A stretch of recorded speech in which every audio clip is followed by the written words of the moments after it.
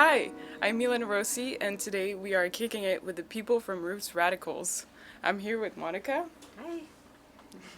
Happy to be here. Glad to meet you. Yes, Finally. likewise. So I'd like to ask you a few questions. First, where did Roots Radical come from? So the name actually was something that I came up with my brother, who is also a co-founder of Roots Radicals, many years ago in Peru when I was thinking what I wanted to do, and we were thinking about roots.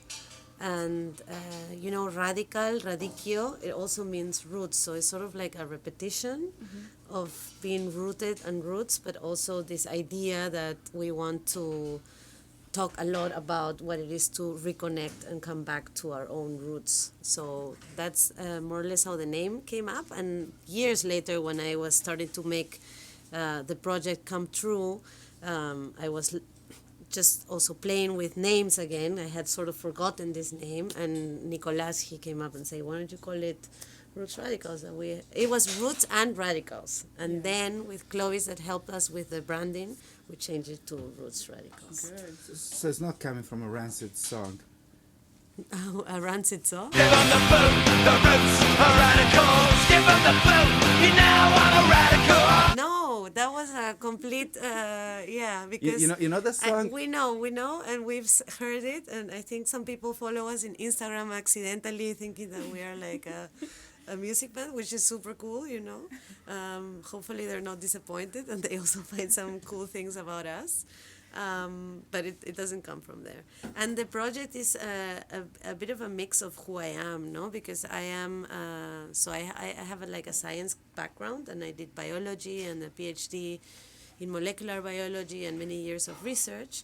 But I've always cooked with my heart and loved cooking. So when I actually decided that I didn't want to do any more science, I wanted to pursue cooking. I started to study in different types of cuisine, and I did a lot of high cuisine as well. I was head chef in some restaurants, and eventually, through bread, through fermentation, through preservation, through culture and stories, I found that there was something very important that has sort of changed also the way that I perceived food when I cooked. And this is what I wanted to give also people back. So instead of having a restaurant or only, which our aim is to have maybe a cafe in the future as well. It was more making the products for people to take home and tackling, of course, the big problem that food has right now, which is food waste, no, and how to think of a new idea and bring in come a step closer to what is circular business, or trying to think about the circular economy instead of thinking about take, make, waste, which is the system that we are in at the moment. And could you tell me more about what a circular economy is? Yeah, so the circular economy has many principles, and it's a new way of seeing things. So the first principle that it has is that waste does not exist in nature, and so it should not be existing either in our systems, no? So it's a way of finding how to use byproducts or waste and reusing them in different ways. So it can be the way that we do it, that is by cooking circularly, which means, and you will see an example later in the kitchen, but for example, we make a baked garlic paste, and then the peels of that garlic we see as not as waste, but as a bountiful source of opportunities. In this case, we dehydrate it and make like a delicious salt with it that you can also use for pizza toppings or any other things. And cooking circularly means for us that, no, like every time there is a byproduct in our process, to look at it as opportunity. The circular economy also looks at limits within one person or one business can thrive, thinking about also humans, no, and nature. So respecting nature's boundaries, but also respecting our own. So trying to have a business where we're all happy and working the correct amount of time. I think that's also very much in line with sustainability and all of these things. So you seem to be quite an international team, and I was wondering if the recipes that you make are inspired from your own cultures, or if you just look for original recipes? Sometimes we get product that is from 1 week to the next. We get the email, hey, do you want some bananas? And we're like, sure, let's get the bananas. And it's like, okay, what do we do with bananas now? And yeah, we make, for example, what we did was like a sort of barbecue sauce, and that came from the idea of someone of the team, Cayetana, that brought in the idea. She saw it in a post, and then we were like, okay, so I looked at the recipe of our ketchup and sort of like modified it a bit, read more about what's the story behind the banana ketchup, which is actually from the Philippines, and it was when they ran out of tomatoes that they started to do banana ketchup. Really? So everything has like a story behind, and that's why also our products really are so important to tell this story, because I think when you tell this story or when you want to evoke a memory or a culture and highlight that, there's also this moment of reconnection, which is what we want to also bring. No? I guess that you can say most recipes are really rooted in cultures. Yes, exactly. And recipes are also, they have a lot of value. Of course, you can find them in books, but you can also find them from your grandmother. You can find them from a friend, and I feel that when I receive a recipe directly from someone and she's giving me a gift, or he's giving me a gift. Definitely. That can be the recipe that she does every day in her house, but it's something that is so... like the harissa, in Marruecos, in Tunisia, they have that sauce every single day. So to get that recipe is like such a gift, no?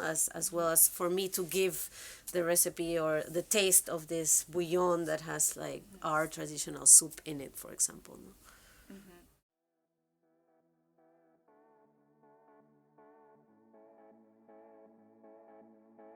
So when we started actually last year, we only started, or a little bit more than a year ago, we only had one of this, and now you can see we have plenty, and hopefully we move also soon. But yeah, so here, for example, is our vinegar. This is a pineapple vinegar. So we got the pineapples, we made some chutney, and then with the peels of the pineapple, we fermented it into vinegar. And like this one, we also have apple cider vinegar that we make with the peels from the apples. And everything about them is here. So we have our little babies fermenting, and we also have our salted lemons, which are a favorite product of many of the people that buy from us. This is our ketchup, which is a very special recipe. It has lots of spices and it's very delicious, and we actually make it with tomatoes, because many times ketchup is made with only tomatenmark. We have some tomatenmark in our recipe, but we use whole tomatoes, so it's like very tasty. And this is one of my favorites too, and this product was born during the lockdown last year, because we were doing a catering and it was cancelled, and we had like a lot of onions and paprikas and tomatoes to make tacos. It was the menu, and I had to process everything really fast. So what I did is this salsa, which is delicious, and it has also some nice fermented jalapenos that we ferment ourselves. And so yeah, for chips, obviously, for a Friday night, movie night, or with friends, but obviously you can also enjoy it with some beans in breakfast and eggs. Yeah, no, Do you have the banana ketchup around? Oh, yes. I'm super curious. This one. We still haven't packed, like we just finished it. So it's different color, but it's like, it has some smoked chili from Chile. It's called merquén, that a friend of mine gave me, and it gives it like a really special taste. When we work with fruits, we like to work with very simple recipes with maybe one detail in the syrup. Like here it has lemon thyme, but we try to also do the simplest preservation of the fruit in syrup. Our harissa, that is also a big one. We have our apple pie filling. That is, so you just drop it into your dough and you have instant apple pie, and it's super delicious. Nice. This is the bouillon that I was telling you before. So this is our vegetable paste. We have two kinds at the moment. This one is the tomato oregano, and then we have, I think it's this one. This is the classic. And these are awesome because they're preserved naturally with salt, And it's like a concentrated paste that then you dilute in 1 spoon in 1 liter of boiling water, and then you have instant soup. But you can also use it to cook rice, to saute vegetables, and to add like flavor to it. Yeah. So it's one of like our flavor boosters, we like to call them. Yeah. These are all upcycled, all of our spices. So for example, this is our candied citrus peels. It has lemon zest, lime, mandarin, orange, and it comes from every time that we use it to make juice for any other recipes. And this is the harissa, for example. So our hot sauces, for example, we always strain so that they have like the texture that we want in the bottle, and then everything that is left over we always dehydrate, and it becomes a spice as well. So it's like always zero waste.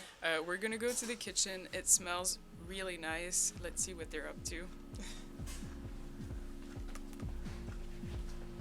Okay.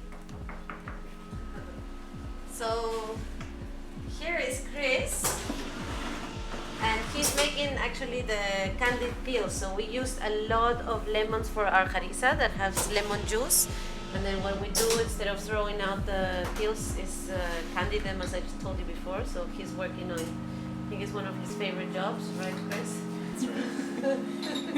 And then Cayetana is packing over here. Also a really amazing product that we have, that is our baked garlic paste with our new packing machine that it seems to be working greatly. Huh? We have at the same time in the dehydrator some harissa dehydrating, that is also what's smelling. You want to show us that? A little bit. It's a lot. So this, then we make then we make the harissa spice that I showed you.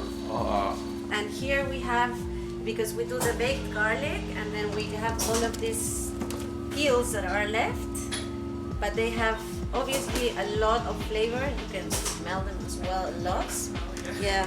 So we dehydrate them, and we also make our baked garlic salt. So we put salt on it, and then we sell it, and it's like really delicious also for cooking, for butter, for making marinades, like you said. Yeah, our website has like a community site as well, and we have like a circular cooking group, and there we're also doing some videos. We started doing some with Chris and Kaye, and hopefully the second one will come soon. So what was the name of it? Zero Waste Kitchen. Zero Waste Kitchen. Zero Waste Kitchen.